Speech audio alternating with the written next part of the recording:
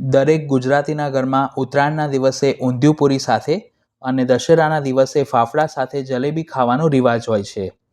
તો આજે આપણે ઘરમાં જ ઉપલબ્ધ સામગ્રીનો ઉપયોગ કરીને ખૂબ જ ઓછી મહેનતે અને સરળ રીતે એકદમ ક્રિસ્પી અને રસદાર ઇન્સ્ટન્ટ જલેબી બનાવતા શીખીશું. તો વિડીયોને સ્કીપ કર્યા વિના એન્ડ સુધી અવશ્ય જોજો. જલેબીનું ખીરું બનાવવા માટે મિક્સિંગ બાઉલમાં 1 કપ બારીક રવો લીધો છે.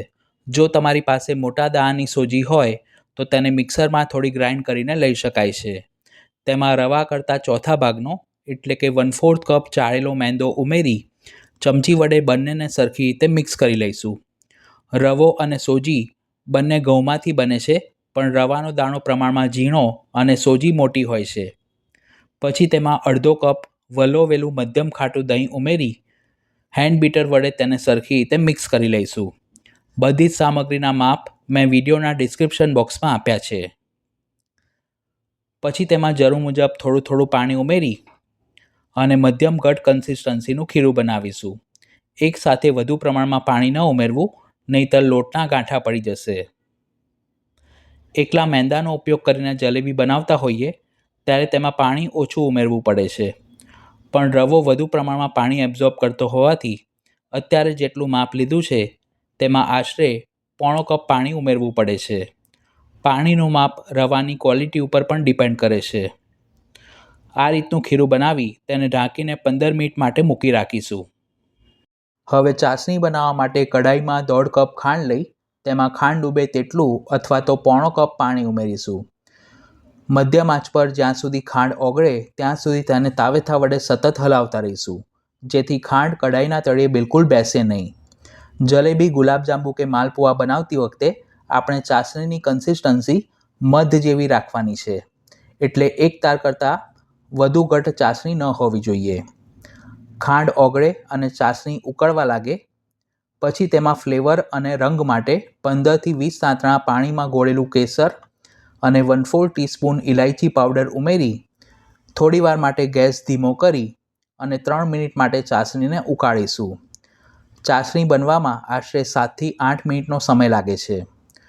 તાવેથા ઉપર ચાસણીનું ડ્રોપ લો તો છેલ્લું ડ્રોપ એકદમ ધીરેથી નીચે પડે તો સમજવું કે ચાસણી તૈયાર છે. પછી ગેસ બંધ કરી તેને ઢાંકીને મૂકી રાખીશું. 15 મિનિટ બાદ ખીરું સરસ પલળીને સેટ થઈ ગયું છે. તેની કન્સિસ્ટન્સી પહેલાં કરતાં વધુ ઘટ લાગે છે.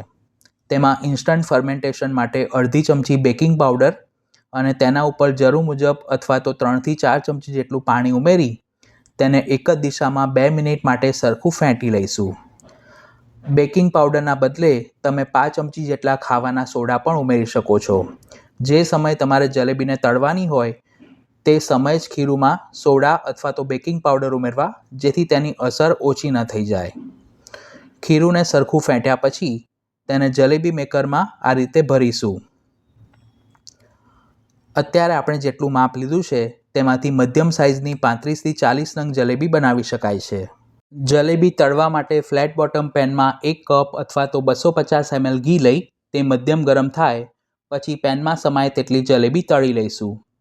તળતી વખતે ગેસની ફ્લેમ લો ટુ મીડિયમ રાખવી. જલેબી કે માલપુઆ બનાવતી વખતે આ રીતના ફ્લેટ બોટમ પેનનો જ ઉપયોગ કરવો. જો તમે તેને ઊંડી કઢાઈમાં બનાવશો તો તેનો શેપ એટલો પરફેક્ટ નહીં આવે. 1 મિનિટ સુધી જલેબીને તળ્યા પછી નીચેની બાજુથી થોડી સોનેરી રંગની થાય એટલે ચીપિયા વડે તેને થોડી થોડી વારે ફેરવતા જવું, જેથી બંને બાજુથી એક સરખી બદામી રંગની તળાશે અને અંદરથી પણ બિલકુલ કાચી નહીં રહે. એક બેચ તળવામાં આશરે 3 મિનિટનો સમય લાગે છે.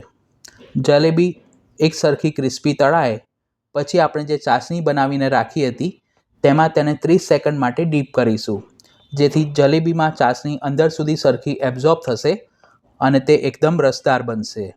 આ જ રીતે આપણે બાકીની જલેબી પણ તળી લઈશું. ઉત્સવ પર પણ શ્રી પ્રભુને આપણે આ રીતની ઇન્સ્ટન્ટ જલેબી બનાવીને અનસકડીમાં સિદ્ધ કરીને ભોગ ધરી શકીએ છીએ. આ સિવાય પણ ઉત્તરાયણ પર બનાવી શકાય તેવી વિવિધ પ્રકારની જલેબી, ઊંધિયું, ચીકી, અડદની દાળના ચીલા વગેરે મેં પોસ્ટ કર્યા છે. તેના પ્લેલિસ્ટની લિંક આઈ બટન પર અને ડિસ્ક્રિપ્શન બોક્સમાં આપી છે. અડધી મિનિટ સુધી જલેબીને ચાસણીમાં રાખ્યા પછી તેને ઝારા ઉપર લઈ તેમાંથી વધારાની ચાસણી નિતારી અને જલેબીને એક પ્લેટમાં ગોઠવીશું. જ્યારે પણ તમે જલેબી બનાવતા હો ત્યારે અમુક બાબતોનું ખાસ ધ્યાન રાખવું જરૂરી છે. તેનું ખીરું પરફેક્ટ બનેલું હોવું જોઈએ અને તળતી વખતે ઘી મીડિયમ ગરમ થયેલું હોવું જોઈએ. જો તમે તેને ઓછા ગરમ ઘીમાં તળશો તો જલેબી પ્રમાણમાં ચપટી બનશે અને સરખી ક્રિસ્પી નહીં બને. જ્યારે પણ તમે તળેલી જલેબીને ચાસણીમાં ડીપ કરો ત્યારે ચાસણી હૂંફાળી ગરમ હોવી જોઈએ. જો ચાસણી એકદમ ઠરી ગયેલી હશે તો પણ તે જલેબીમાં અંદર સુધી સરખી એબ્ઝોર્બ નહીં થાય અને જલેબી પ્રમાણમાં ડ્રાય બનશે. એટલે આ નાની નાની ટિપ્સ ફોલો કરશો તો પહેલીવાર જલેબી બનાવતા હશો તો પણ તે એકદમ પરફેક્ટ બનશે. આ જલેબીમાં આપણે રવાનો ઉપયોગ વધુ પ્રમાણમાં કર્યો હોવાથી તે 1 થી 2 દિવસ સુધી સરસ ક્રિસ્પી રહે છે. તો તમે પણ આ ઇન્સ્ટન્ટ જલેબી ઘરે જરૂર બનાવજો. વિડીયો પસંદ આવી હોય તો તેને લાઇક અને શેર કરવાનું ન ભૂલશો. ચેનલ પર પહેલીવાર આવ્યા હો તો આવી ટ્રેડિશનલ અને ઉપયોગી રેસિપીઝના વિડીયોઝ જોવા માટે તેને સબસ્ક્રાઇબ કરી બાજુમાં આપેલા બેલ આઇકોન પર ક્લિક કરજો.